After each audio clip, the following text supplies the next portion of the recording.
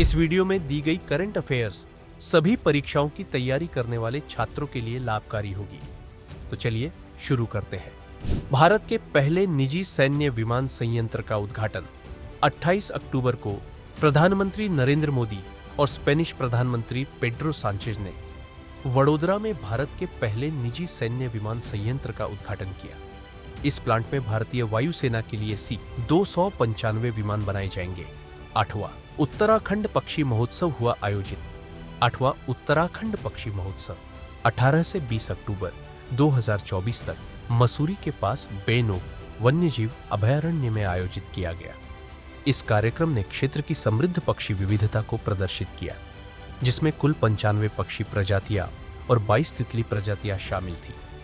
भारत में फर्जी कॉल रोकथाम प्रणाली का शुभारंभ 23 अक्टूबर को संचार और पूर्वोत्तर क्षेत्र विकास मंत्री श्री ज्योतिरादित्य सिंधिया ने international incoming spoofed call prevention system launch किया। यह पहल भारत में डिजिटल सुरक्षा बढ़ाने के लिए दूरसंचार विभाग के प्रयासों का हिस्सा है। इस नई प्रणाली के शुरू होने के 24 घंटे के भीतर ही सिस्टम ने लगभग 1 करोड़ 35 लाख स्पूफ कॉल की पहचान करके उन्हें ब्लॉक कर दिया। बिहार में हुआ राज्य के पहले ड्राई पोर्ट का उद्घाटन 21 अक्टूबर को बिहार के उद्योग मंत्री नीतीश मिश्रा ने पटना जिले के बिहटा में राज्य के पहले ड्राई पोर्ट का उद्घाटन किया। 7 एकड़ में फैला यह port pristine Magadh infrastructure private limited और राज्य उद्योग विभाग द्वारा संचालित है। श्री करतारपुर साहिब कॉरिडोर समझौता हुआ 5 वर्षों के लिए नवीनीकृत। 24 अक्टूबर को भारत ने पाकिस्तान के साथ करतारपुर साहिब कॉरिडोर पर अपने समझौते को अगले 5 वर्षों के लिए नवीनीकृत करने पर सहमति व्यक्त की। सर्वप्रथम यह समझौता 24 अक्टूबर 2019 को भारत और पाकिस्तान ने पाकिस्तान के नारोवाल में गुरुद्वारा दरबार साहिब करतारपुर जाने वाले तीर्थयात्रियों की सुविधा के लिए किया था। पीएम यशस्वी योजना हुई लागू। सामाजिक न्याय एवं अधिकारिता मंत्रालय ने पीएम यशस्वी यानी prime minister young achievers scholarship award scheme for vibrant India नामक एक छात्रवृत्ति पुरस्कार योजना लागू की। इस योजना में पहले प्री मैट्रिक छात्रवृत्ति के लिए अन्य पिछड़ा वर्ग के छात्र ही पात्र थे, लेकिन अब अनुसूचित जाति जनजाति के साथ सामान्य वर्ग के गरीब परिवार के छात्रों को भी छात्रवृत्ति का लाभ मिल पाएगा। स्कूल और कॉलेज दोनों स्तरों पर गुणवत्तापूर्ण शिक्षा के लिए वित्तीय सहायता उपलब्ध कराने हेतु यह योजना वर्ष 2021-22 में शुरू की गई थी। 5वें राष्ट्रीय जल पुरस्कारों का वितरण। राष्ट्रपति द्रौपदी मुर्मू ने नई दिल्ली के विज्ञान भवन में 5वें राष्ट्रीय जल पुरस्कारों का वितरण किया। सर्वश्रेष्ठ राज्य श्रेणी में पहला पुरस्कार ओडिशा को मिला, जबकि उत्तर प्रदेश को दूसरा स्थान तथा गुजरात एवं पुदुचेरी को संयुक्त रूप से तीसरा स्थान प्राप्त हुआ। साथ ही सर्वश्रेष्ठ शहरी स्थानीय निकाय का पुरस्कार गुजरात के सूरत शहर को, जबकि सर्वश्रेष्ठ ग्राम पंचायत का पुरस्कार केरल के तिरुवनंतपुरम में पुल्लमपारा को मिला। वहीं पुणे के BAIF विकास अनुसंधान फाउंडेशन को सर्वश्रेष्ठ नागरिक समाज का पुरस्कार मिला। न्यायमूर्ति संजीव खन्ना भारत के मुख्य न्यायाधीश नियुक्त। 25 अक्टूबर को न्यायमूर्ति संजीव खन्ना को भारत के 51वें मुख्य न्यायाधीश के रूप में नियुक्त किया गया। हालांकि वह 11 नवंबर 2024 को पद की शपथ लेंगे। बिभव कुमार तालुकदार को मिला हैरी मेसेल पुरस्कार। 26 अक्टूबर को बिभव कुमार तालुकदार को उनके संरक्षण नेतृत्व के लिए हैरी मेसेल पुरस्कार मिला। यह सम्मान अंतर्राष्ट्रीय प्रकृति संरक्षण संघ के प्रजाति अस्तित्व आयोग द्वारा प्रदान किया गया। यह पुरस्कार उन व्यक्तियों को दिया जाता है जो प्रजातियों के संरक्षण में असाधारण नेतृत्व का प्रदर्शन करते हैं। आर्मेनिया भारत का प्रमुख रक्षा निर्यात गंतव्य बना। आर्मेनिया भारत के रक्षा निर्यात के लिए अग्रणी गंतव्य के रूप में उभरा है। इसने वित्त वर्ष 2023 से 24 में रक्षा निर्यात में रिकॉर्ड 21,083 करोड़ लगभग $2.63 बिलियन हासिल किया। सिंगेश्वर मंदिर में 16वीं शताब्दी के ताम्रपत्र अभिलेख मिले। तमिलनाडु के तिरुवल्लुर जिले के माप्पेदु में स्थित श्री सिंगेश्वर मंदिर में 16वीं शताब्दी के 2 पृष्ठों वाले ताम्रपत्र अभिलेख मिले हैं। 1513 ईस्वी के ये शिलालेख विजयनगर के राजा कृष्णदेव राय के शासनकाल के दौरान संस्कृत भाषा और नंदी नगरी लिपि में लिखे गए थे। भारत में कृषि खाद्य नवाचार के लिए पहला जैव विनिर्माण संस्थान शुरू। 28 अक्टूबर को डॉक्टर जितेंद्र सिंह ने भारत में राष्ट्रीय कृषि खाद्य जैव विनिर्माण संस्थान का उद्घाटन किया। यह देश का पहला जैव विनिर्माण संस्थान है जिसका उद्देश्य उन्नत जैव प्रौद्योगिकी के माध्यम से कृषि खाद्य क्षेत्र में क्रांति लाना है। आयुर्वेद दिवस और धनतेरस पर स्वास्थ्य पहल की हुई शुरुआत। प्रतिवर्ष धन्वंतरि जयंती पर मनाए जाने वाले आयुर्वेद दिवस पर प्रधानमंत्री नरेंद्र मोदी ने करीब 12,850 करोड़ की स्वास्थ्य पहलों की शुरुआत की। भारत सरकार ने आयुर्वेदिक प्रथाओं के बारे में जागरूकता बढ़ाने के लिए 2016 में आयुर्वेद दिवस की स्थापना की। वर्ष 2024 के लिए थीम है वैश्विक स्वास्थ्य के लिए आयुर्वेद नवाचार। देश की अन्य खबरें इस प्रकार है। वर्ल्ड जस्टिस प्रोजेक्ट द्वारा प्रकाशित 2024 रूल ऑफ लॉ इंडेक्स में भारत 142 देशों में से 79वें स्थान पर है।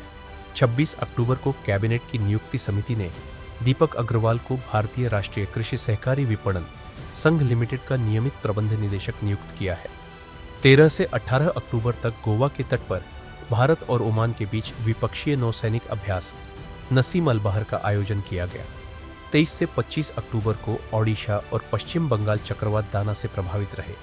इस चक्रवात का नामकरण कतर ने किया था।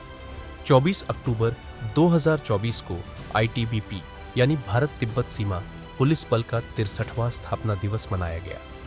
20 अक्टूबर को विश्व स्वास्थ्य संगठन द्वारा अफ्रीकी देश मिस्र को औपचारिक रूप से मलेरिया मुक्त घोषित किया गया। भारत में 19 से 25 अक्टूबर तक कर्मयोगी सप्ताह या नेशनल लर्निंग वीक का आयोजन किया गया। 23 अक्टूबर को सऊदी अरब के भारतीय दूतावास में प्रवासी परिचय 2024 कार्यक्रम का उद्घाटन किया गया।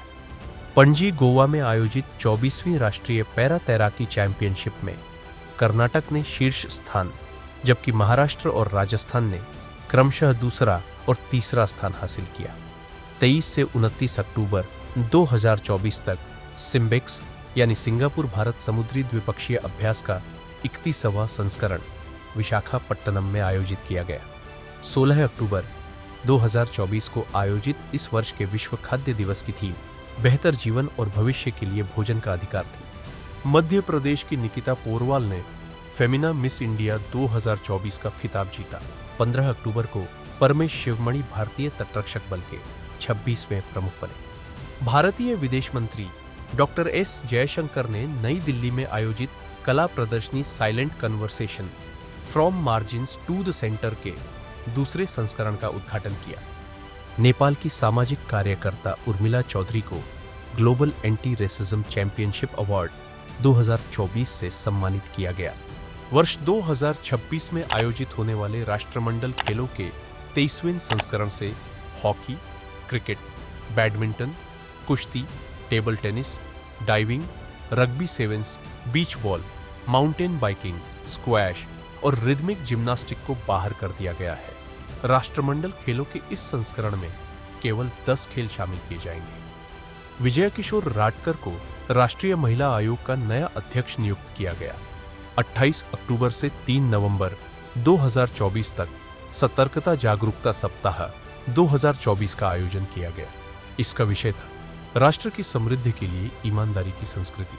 चौथी ISSF जूनियर विश्व चैंपियनशिप 2024 में पदक तालिका में भारत शीर्ष पर रहा। भारत ने 13 स्वर्ण, 3 रजत और 8 कांस्य सहित 24 पदक जीते। हिमाचल प्रदेश में 6 अक्टूबर 2024 को मादक पदार्थों की तस्करी से निपटने और नशे के आदी लोगों के पुनर्वास में सहायता करने के लिए संकल्प पहल की शुरुआत की गई। भारत में 2 से 8 अक्टूबर तक आयोजित राष्ट्रीय वन्यजीव सप्ताह 2024 का विषय था हमारी प्राकृतिक धरोहर की सुरक्षा। भारतीय अंतर्राष्ट्रीय विज्ञान महोत्सव 2024 का 10वां संस्करण IIT गुवाहाटी में आयोजित किया जाएगा। 8 अक्टूबर 2024 को आयोजित 70वें राष्ट्रीय फिल्म पुरस्कार समारोह में बेस्ट एक्ट्रेस के राष्ट्रीय पुरस्कार से नित्या मेनन और मानसी पारेख को सम्मानित किया गया। 15 से 16 अक्टूबर को इस्लामाबाद में आयोजित हुई शंघाई सहयोग संगठन की बैठक में भारत का प्रतिनिधित्व विदेश मंत्री एस जयशंकर ने किया। 9 अक्टूबर को मनोज कुमार दुबे भारतीय रेलवे वित्त निगम लिमिटेड के नए अध्यक्ष एवं प्रबंध निदेशक के रूप में नियुक्त किया गया। 16 अक्टूबर को नीतू डेविड प्रतिष्ठित आईसीसी हॉल ऑफ फेम में शामिल होने वाली भारत की दूसरी महिला क्रिकेटर बनी। सरस आजीविका मेला 2024 हरियाणा के गुरुग्राम में 13 से 29 अक्टूबर 2024 तक आयोजित किया गया। इसरो के अध्यक्ष एस सोमनाथ को मिशन चंद्रयान 3 की उल्लेखनीय सफलता के लिए प्रतिष्ठित आईएफ विश्व अंतरिक्ष पुरस्कार से सम्मानित किया गया। हिंदुस्तान एरोनॉटिक्स लिमिटेड भारत की 14वीं महारत्न कंपनी बनी। महाराष्ट्र सरकार ने 14 अक्टूबर को राजकीय कौशल विश्वविद्यालय का नाम बदलकर रतन टाटा के नाम पर रखने की घोषणा की। 16 अक्टूबर को उमर अब्दुल्ला ने केंद्र शासित प्रदेश जम्मू कश्मीर के पहले मुख्यमंत्री के रूप में शपथ ली। साथ ही सुरेंद्र कुमार चौधरी उप मुख्यमंत्री बने। 8 अक्टूबर को नितिन गडकरी ने देश के राष्ट्रीय राजमार्ग नेटवर्क पर आवश्यक सुविधाएं उपलब्ध कराने हेतु नई दिल्ली में हमसफर नीति शुरू की। 11 अक्टूबर को सर रतन टाटा ट्रस्ट के छठे अध्यक्ष नोएल टाटा बने।